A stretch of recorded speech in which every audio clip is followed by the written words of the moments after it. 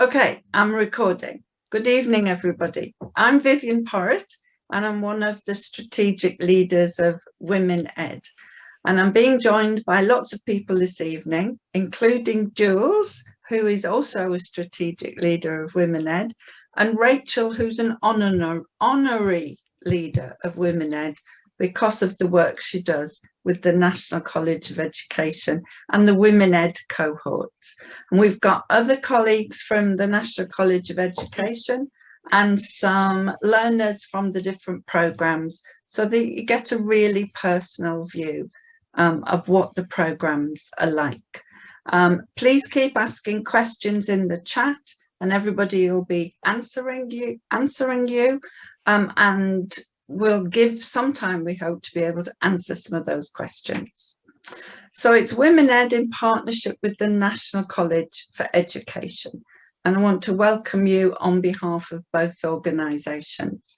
I'm going to start with a little bit about Women Ed, in case, just remotely, possibly in case, somebody doesn't know enough about Women Ed yet. So bear with me, but it's also talking about why we want to do this programme and why we hope to do it with you.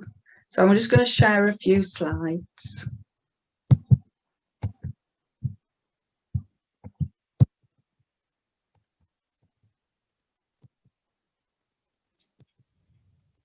Okay, so it's the Education Management and Apprenticeship programme that we're talking about this evening. And to be clear from the beginning, this programme is for serving middle leaders and aspiring senior leaders. So the programme is going to support you with your aspirations if you want to move forward. Equally, it'll support you to do an even better job than you already are as a middle leader. And one of the reasons we partner with the National College of Education is that we have the same missions and values. We want to support women in education to make progress in their leadership journey. And the images tell it all in terms of the straight up trajectory of a man, many men in education leadership, and a woman's journey often being up, across, sideways, off, come on at a different point, keep going up, get stuck at one point, need further support to get to that top of that climbing wall. And we want to say in Women Ed that that's fine, that's great. If there are differences in the journey, it doesn't make any difference. We just want to ensure that any barriers to that progress are wiped away and removed. And that's the core of what Women Ed wants to do. And we want to do that in partnership with the National College of Education. We have shared values, and our aims and goals are aligned. We've had a Women Ed cohort. This is the first one we've had that this year for the Senior Leaders Mastership Apprenticeship programme. And the values of Women Ed have been exemplified throughout that programme. And what's been wonderful is we were also able to contribute to redesigning or retweaking the curriculum on that. Because we think that far too many leadership opportunities don't actually address some of the issues that women leaders face. It's as if it's a one size fits all. And it's very clear from all the data and the evidence that one size does not fit the majority of women. And the values we have here are what drive how Women Ed works to support women. And those values are supported and aligned with the National College of Education's values. That Women Ed cohort on the Senior Leaders Programme has been so successful. That's why we were really interested to do a Women Ed cohort for the Education Management Programme. And you'll be able to talk to some of the learners about what exactly happens in a Women Ed cohort and what's the difference that makes to the learning of the programme on which you are engaged. We want to make sure that you understand that the why for WomenEd in this partnership, and it's absolutely to increase representation of women in leadership roles. We don't have time tonight to go into the data, but if you want to delve further into that, as you can see from the handy product placement in the photograph there, we do have some books you can have a look at to find out more. But we want to increase representation of women in leadership roles, and we want to increase representation of women of an ethnic heritage. And that's really important to us, as well as diversity across women, but diversity of women from an ethnic heritage is one of our key focus areas this year. And because of that, we're reserving 20% of the places in a WomenEd cohort for women of an ethnic heritage. We want to really say that you are very welcome, and the programme is designed with your needs in mind.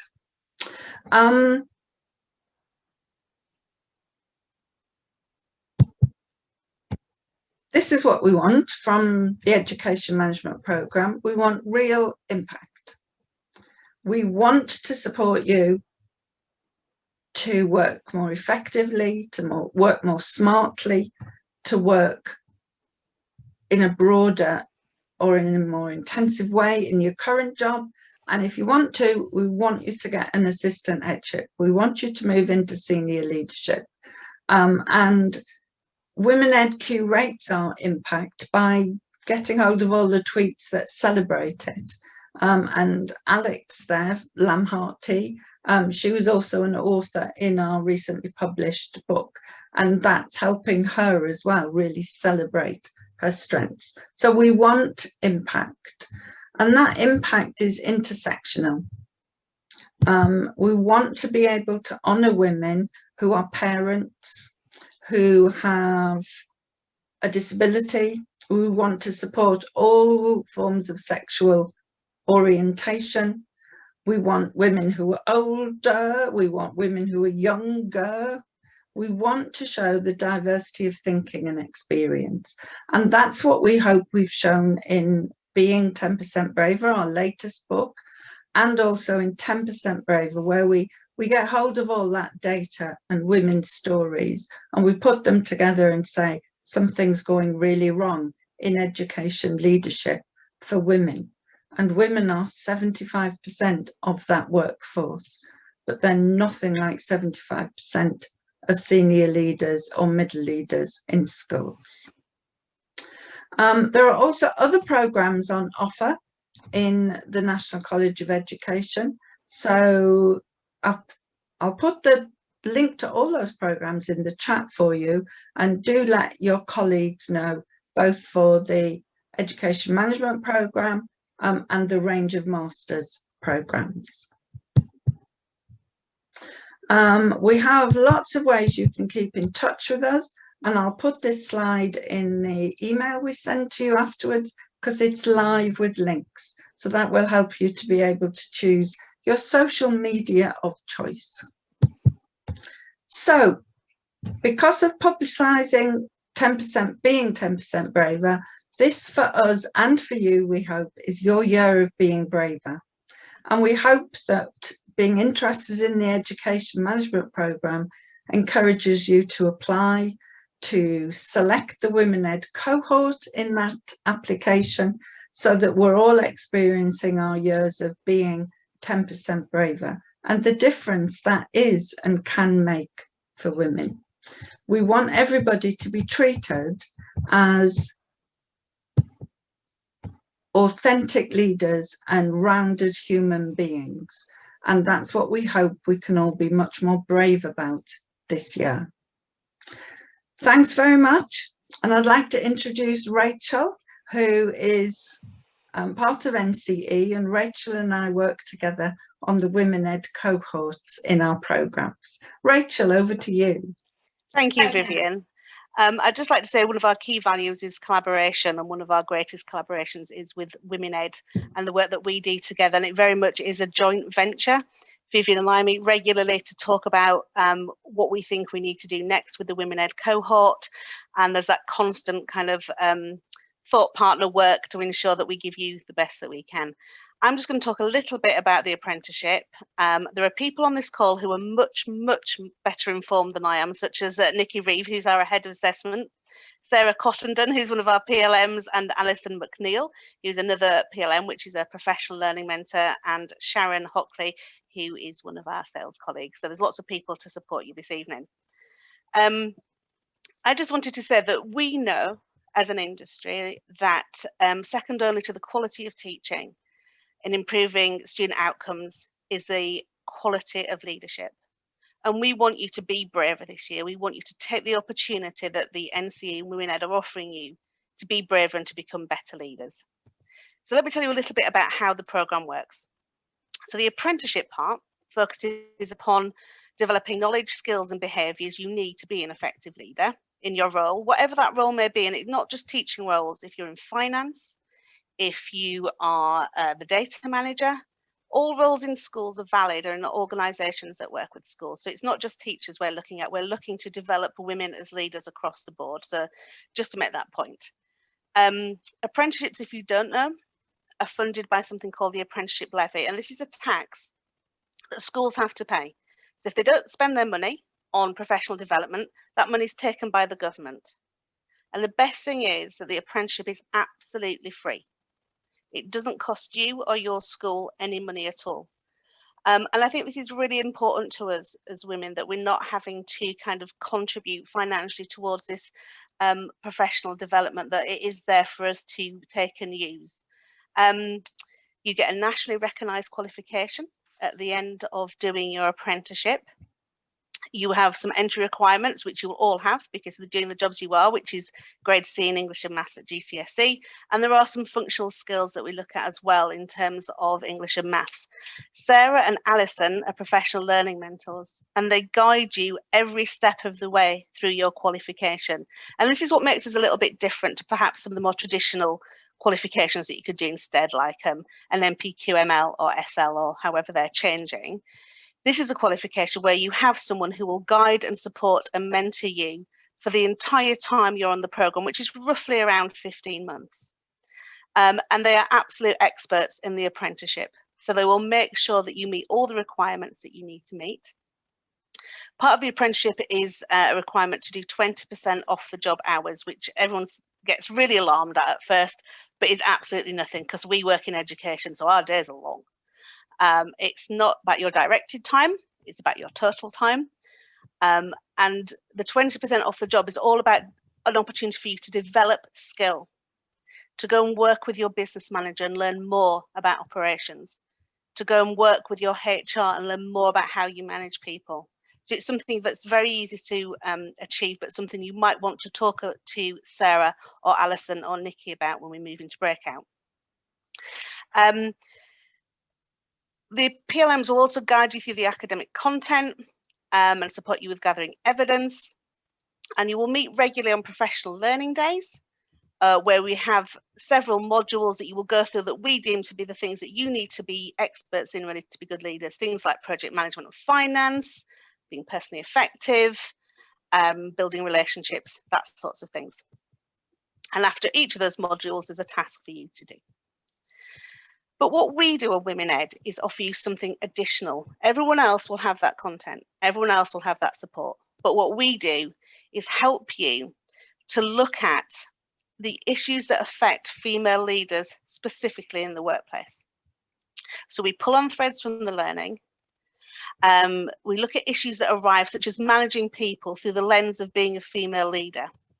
And we provide you with support and guidance on how to tackle those issues from the perspective of being a female leader, and really kind of celebrating what we bring to leadership, our really good listening skills, our ability to communicate effectively with others, our emotional intelligence, our ability to coach and mentor. And we look at all the skills that we have, and we develop those skills that potentially we need to do in order to become better leaders. We also create a few peer learning groups, and we have Sandra Davis and Jules Dolby and Juliet Baldwin who will talk to you shortly about the benefits of being in those peer learning groups. And what we want to do as NCE and as Women Ed is to pull women up, to support you to progress in your career however you want to do that.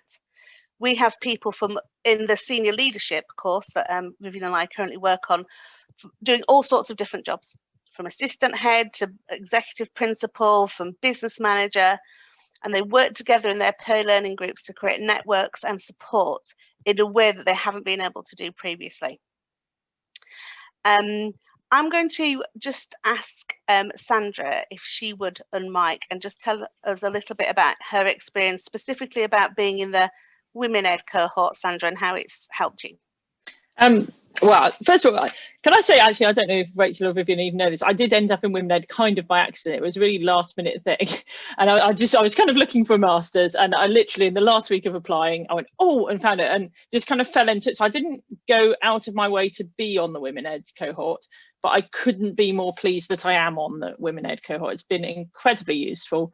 One of the great things Rachel was saying about the whole thing about viewing leadership through what it's like to be a woman, and there's all kinds of things that I've experienced during my career that I hadn't really seen in a theoretical female related context. So I just thought, oh, that's an incident that happened, or this is an incident that happened, and it's given me a real framework to think about my career, which has been really helpful.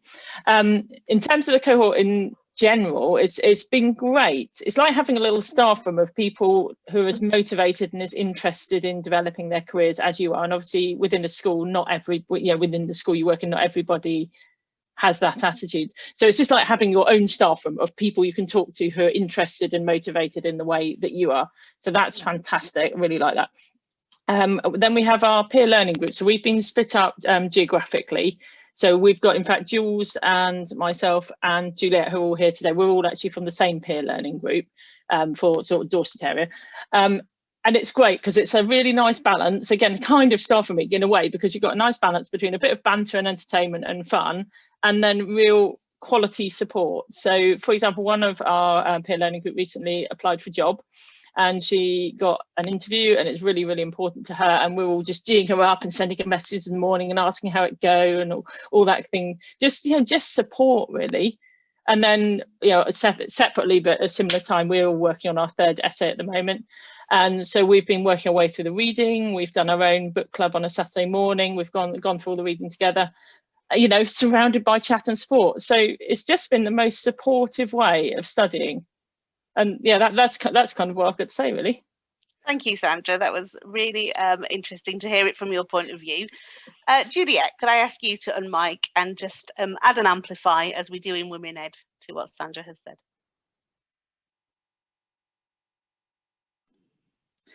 It's so useful if I could find unmute, wouldn't it? I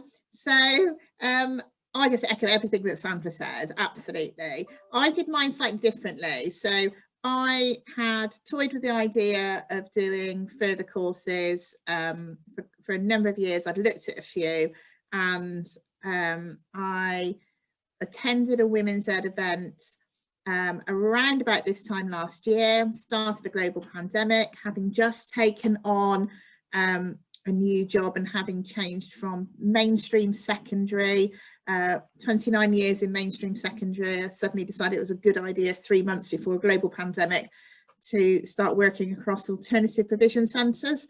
And about this time last year, there was like a Women's Ed event, of which in the last 10 minutes or so, Vivian mentioned this idea of this master's that we could register a little bit of interest in. And I couldn't be happier.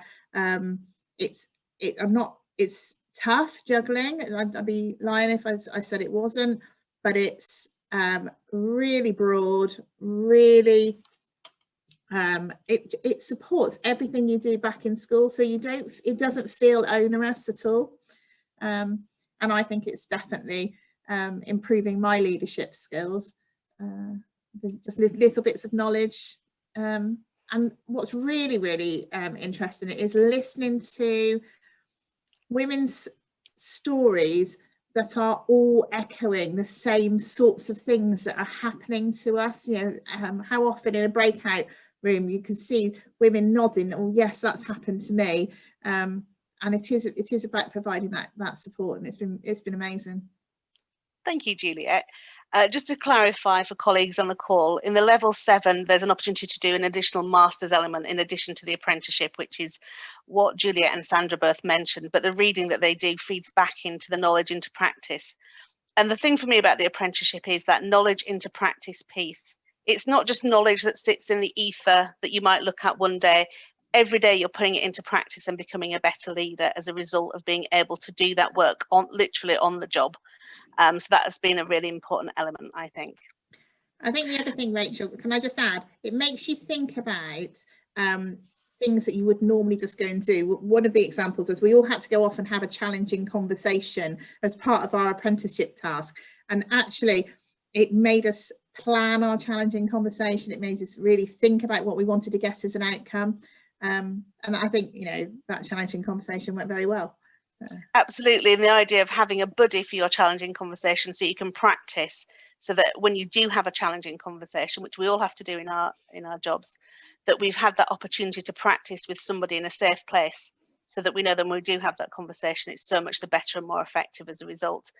And Vivian and I are really responsive to need from learners. So we did some work on how COVID has affected women recently, disproportionately. And then some learners came back and said, could you give us some support in having difficult conversations? And so our next session, that's what we're going to look at. So it's iterative in terms of a programme, and we respond to your needs and what you'd like to happen next. Could I just say 2 more things, actually? Just one thing I want to say was with the actual apprenticeship itself, it gives you a lot more agency to really kind of get into how the school works and to be able to go and ask questions and to pursue lines of inquiry, and it just gives you the kind of confidence and the ability to really get into that aspect of learning. And the second thing I wanted to say, without embarrassing Rachel, is she's the most fantastic mentor. She's been incredibly helpful in all kinds of ways that I couldn't describe.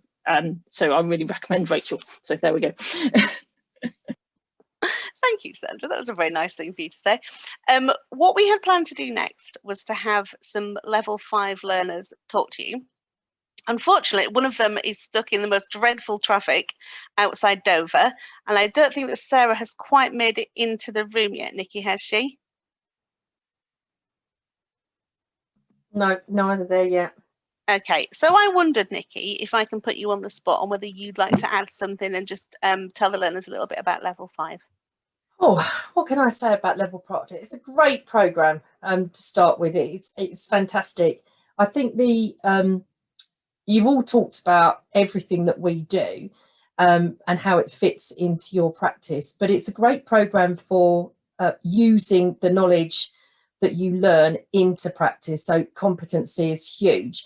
We've noticed with many people that the change in themselves about what they're learning, their own self-awareness, emotional intelligence. We touched on the conflict area. That is a huge area that people have found a lot easier to deal with when we're working with them and taking them through things. The big thing that I think that is a benefit with the NCE is you've got PLMs to work with you right across the board the whole time. So they are available to you 24/7, and often it is 24/7. So they might well be on the phone, on the email, but we are available. And sometimes it's just a chat. It's just a conversation around, you know, you've had a bad day. How does this fit? I can't do that, Nikki. I've had enough. PLMs are there for that support, as well as they will observe your practice. So, I mean, at the moment, everything's remote, but we will be out there observing practice, looking at how they can do witness testimonies with line managers and other colleagues. There's lots and lots of ways to meet the criteria we need in terms of the apprenticeship. But I think the key thing is, and I can see Sarah's jumped in with us here now. Hi, Sarah. Sarah is one of my learners that is going to finish soon, Sarah.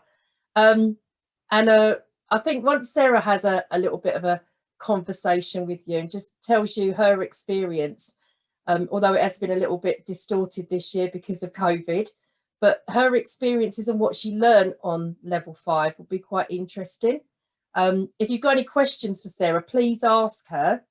I don't know if we're going to go in breakout rooms, Rachel. You're going to do it here because there's only Sarah on at the moment. We're going to just ask Sarah to unmute and tell us a little bit about her journey, which I believe has resulted in a very successful promotion. So don't be shy, Sarah. Tell us all about what you've done. Yeah. Hello, everyone. Sorry, I've jumped in quite late because I've actually just come back from an extended meeting. When I started the course, I was And we're losing you, Sarah, a little bit. And was given the opportunity, and I jumped at it. And through the learning, I actually got the opportunity to go for a promotion to Director of Learning for Mathematics. And in the interview, I felt really confident because I was able to use all of the things that I'd learned throughout the course in that interview, and felt that I was able to demonstrate in that the various elements that we talked about of leadership, of finances, all those different areas. And through that, I actually got offered the job, and I am now Director of Learning in a new school. So I have moved schools halfway through, which was an interesting experience in itself, but it was very well managed. So by the NCE, they were very supportive. Nicola in particular was very supportive on how to go about that. And she's been sort of on the other end of a Zoom call or a phone or an email going, but it's been a really supportive and a really good experience, and I feel much more confident in myself now.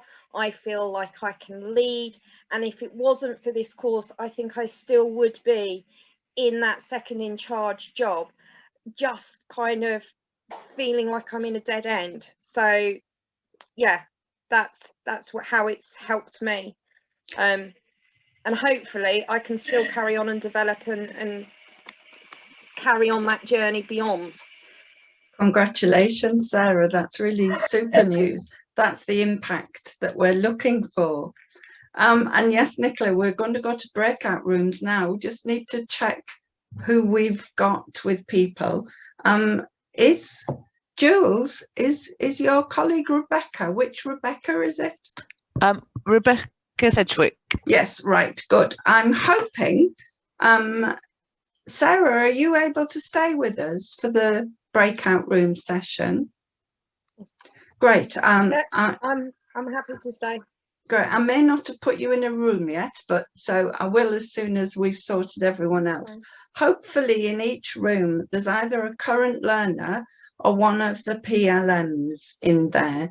If I've got 5 PLMs in one room, can you let me know and we'll resort you? But hopefully breakout rooms for 10 minutes to just be able to put your more direct questions to people either on the course or who are supporting learners on the course. Look forward to seeing you in about 10 minutes.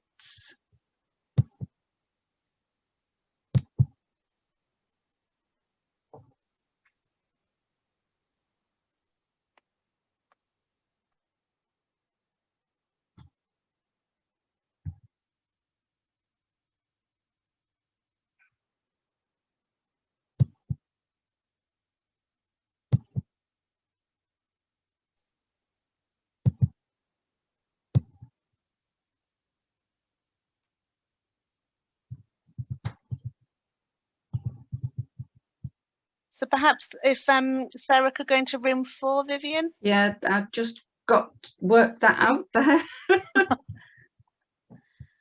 Hang on. Sarah, where have you gone? Sarah Hutt at the top. Yeah. Thanks so much, Sarah, for coming on.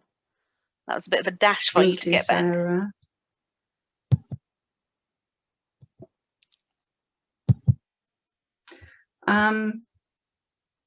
You're not joining. Juliet, I wasn't assuming you wanted to join one of the breakout rooms.